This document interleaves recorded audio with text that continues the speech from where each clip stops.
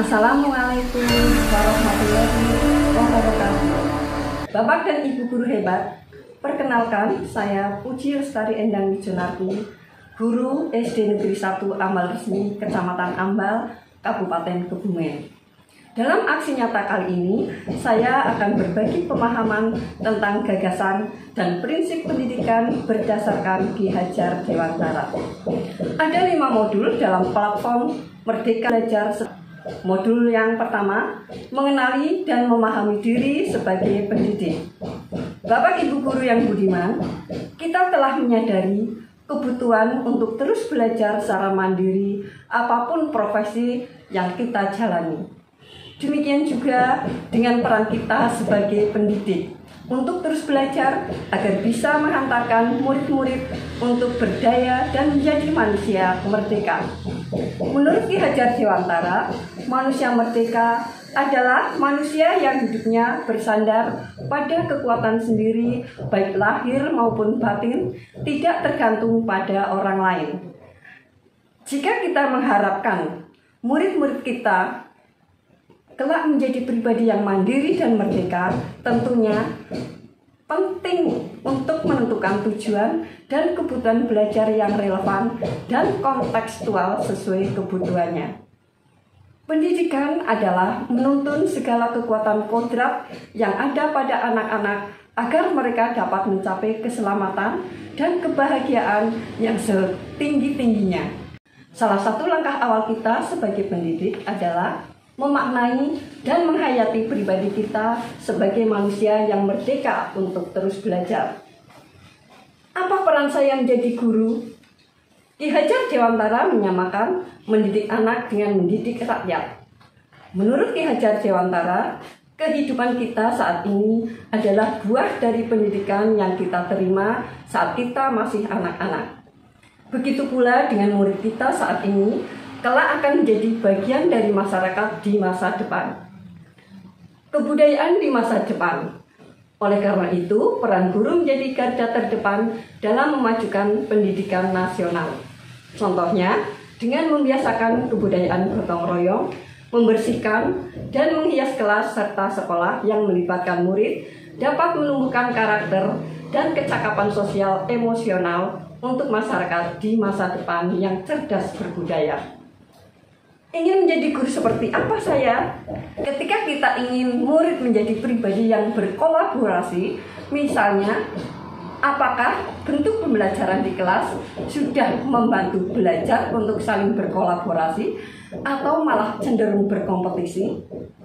Ketika kita ingin murid menjadi pribadi yang belajar secara mandiri, misalnya, sudah kita membekali mereka dengan kemampuan mencari sumber belajar yang kredibel atau malah hanya menyiapkan mereka dengan materi yang sudah tersedia di buku. Ketika kita ingin murid menjadi pribadi yang memiliki empati, misalnya, sudah kita berempati dengan murid-murid kita?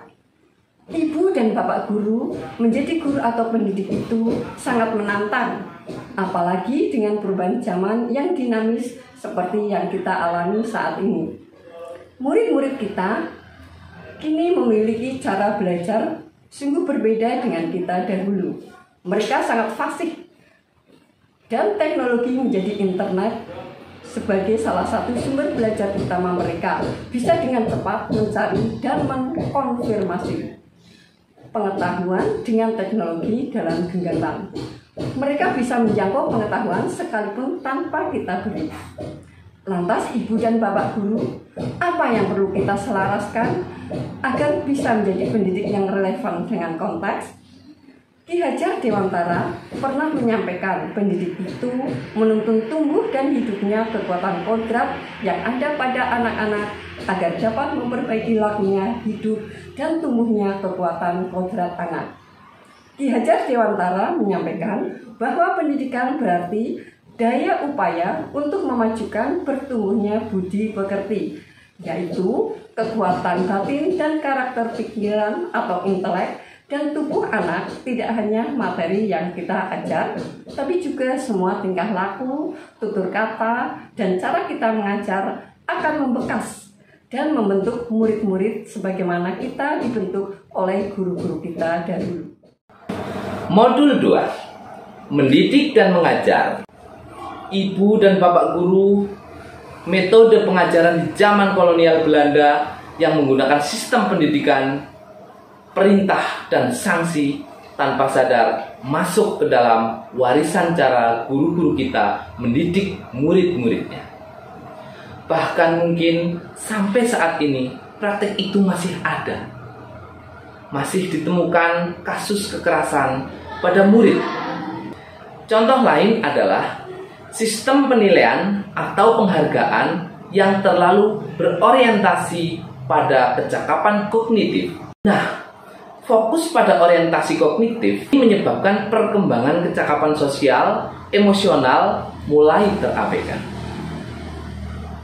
Sistem pendidikan di zaman kolonial Belanda didasarkan atas diskriminasi, yaitu adanya perbedaan uang terhadap anak-anak trimi untuk mendapatkan pendidikan yang sifatnya masih materialistis, individualistis, dan intelektualistis. Sistem pendidikan di zaman kolonial Belanda ini hanyalah tempat pendidikan pikiran atau rasio yang menyebarkan ilmu pengetahuan dan kecerdasan saja tanpa ada pendidikan sosial emosional. Sifat pendidikan intelektualistis, materialistis, kolonialis, dan minimnya pengaruh kebudayaan yang kita alami pada zaman Belanda jangan sampai terulang kembali. Hal ini bertentangan dengan keadaan dan kebudayaan bangsa Timur. Menurut Ki Hajar Dewantara, pendidikan yang sesuai dengan bangsa Indonesia adalah pendidikan yang humanis, kerakyatan, dan kebangsaan. Pemikiran Ki Hajar Dewantara tersebut adalah gagasan yang melampaui zamannya dan masih relevan hingga masa sekarang ini. Pendidikan sebaiknya dapat menuntun murid untuk menemukan konteks pembelajaran yang relevan terhadap dirinya sendiri dan lingkungannya tempat mereka berada. Misalnya, murid yang hidup di daerah pesisir mendapat wawasan mengenai bahaya mengancam ekosistem laut dan melakukan penelitian bersama untuk menemukan berbagai cara merawat dan menjaga laut seperti menanam mangrove. Murid bisa mendapat pengetahuan mengenal jenis-jenis hewan dan tumbuhan yang ada di laut. Kita sebagai pendidik sebaiknya membantu mendekatkan murid dengan konteks. Modul 3 mendampingi peserta didik secara menyeluruh atau AJAS Trikom. Ki Hajar Dewantara ingin mengingatkan kita kepada pendidik untuk menuntun murid mencapai kekuatan-kekuatan kodratnya sesuai dengan kodrat alam dan zaman menggunakan asas trikon, yaitu kontinu, konvergen, dan konsentris. Kontinu mendidik menuntun murid dengan perencanaan dan pengembangan secara berkesinambungan menyatu dengan alam masyarakat Indonesia untuk mewariskan peradaban. Konvergen mendidik menuntun murid dengan pemikiran terbuka terhadap segala sumber belajar, mengambil praktek-praktek baik dari kebudayaan lain, dan menjadikan kebudayaan kita bagian dari alam universal. Konsentris pendidik menuntun murid dengan berdasarkan kepribadian, karakter, dan budaya kita sendiri. Sebagai pusatnya, asas trikon diyakini mampu menghadapi derasnya arus perubahan. Kodrat zaman seperti abad ke-21 secara global, pendidikan saat ini ditekankan untuk menuntun anak memiliki keterampilan abad ke-21, yaitu berpikir kritis dan solutif, kreatif dan inovatif, serta mampu berkomunikasi dan berkolaborasi. Modul 4. Melatih kecerdasan budi pekerti. Sebagai pendidik, kita tidak hanya membantu murid dengan kecakapan kognitif saja, murid membutuhkan tuntunan yang dapat menumbuhkan budi pekerti. Cipta kognitif dan rasa efektif akan menghasilkan karsa atau psikomotorik. Misalnya, seseorang yang memiliki wawasan tentang kejujuran atau kognitif. Ia akan berperilaku jujur, dan jika ia tidak suka melihat perilaku ketidakjujuran di sekitarnya atau afektif, keduanya akan menghasilkan watak atau budi pekerti jujur yang ditampilkan atau psikomotorik. Kedua bagian watak atau budi pekerti inilah yang dijadikan dasar penjelasan Ki Hajar Dewantara mengenai tulisan pada kertas, tulisan samar di dalam pendekatan teori konvergensi. Lalu, bagaimana budi pekerti atau watak bisa terbentuk? Ki Hajar Dewantara juga menjelaskan bahwa keluarga merupakan tempat utama dan yang paling baik dalam melatih karakter atau murid. Keluarga menjadi tempat anak atau murid dalam proses menyempurna menjadi sempurna sebagai laboratorium awal dan utama melatih kecerdasan budi pekerti. Budi pekerti anak agar siap menjalani hidup dalam masyarakat. Kita sebagai pendidik di sekolah ikut turut serta berperan membantu murid untuk menemukan kecerdasan budi pekerti. Ya, pada modul 5 tentang pendidikan yang menuntun murid agar selamat dan bahagia. Bapak dan Ibu guru hebat, fungsi pendidikan akan berjalan sesuai dengan apa yang dicita-citakan oleh Ki Hajar Dewantara jika kita sebagai pendidik memahami hal-hal sebagai berikut. Yang pertama, yang perlu kita ketahui dan kita ingat adalah bahwa murid memiliki kekuatan kodrat dan kekuatan potensi yang berbeda-beda. Yang kedua, pendidikan adalah sebagai tuntunan. Dan yang ketiga, mendidik adalah menuntun murid untuk selamat dan bahagia. Keempat, pendidik tidak dapat berkehendak atas kodrat kekuatan atau potensi murid. Yang kelima, pendidik dapat memberikan daya upaya maksimal untuk mengembangkan akal budi pekerti murid. Yang keenam, pendidik membantu mengantarkan murid untuk merdeka atas dirinya sendiri dalam kehidupan dan penghidupannya kelak, sehingga dia bisa memelihara dan menjaga bangsa dan alamnya. Kemerdekaan murid dalam belajar merupakan kunci untuk mencapai tujuan pendidikan yang mengantarkan keselamatan dan kebahagiaan. Sistem Among 1. Ingarso Suntulodo di depan memberi teladan, yaitu guru memberi teladan dalam budi pekerti dan tingkah laku.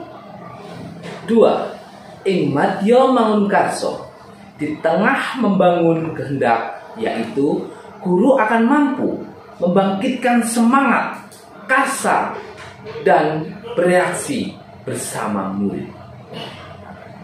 3.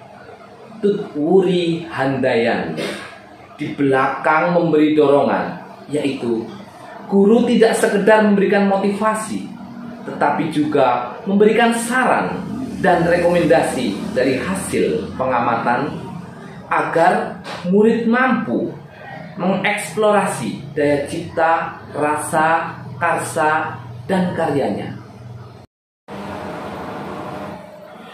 Pada abad 21 sekarang ini, guru tidak lagi menjadi satu-satunya sumber pengetahuan, tetapi guru berperan sebagai fasilitator pembelajaran. Sumber-sumber pengetahuan kini terbuka luas dengan akses dan beragam bentuknya, seperti adanya mesin pencari yang bisa menyediakan beragam informasi, sehingga cara dan menuntun murid kini sangat berbeda. Semakin berkembangnya zaman, semakin besar pula tantangan-tantangan yang dihadapi oleh guru. Persaingan yang semakin kompetitif pada abad 21 ini membuat kita sebagai pendidik tidak boleh lengah dan merasa cukup dengan apa yang telah kita upayakan. Cara satu-satunya agar tidak terlena dan tenggelam dengan perubahan zaman adalah menjadi guru pembelajar sepanjang hayat. Tidak kalah penting adalah penguasaan kebangsaan oleh kita, sehingga murid-murid mampu membangun konteks diri, serta identitas sebagai bangsa.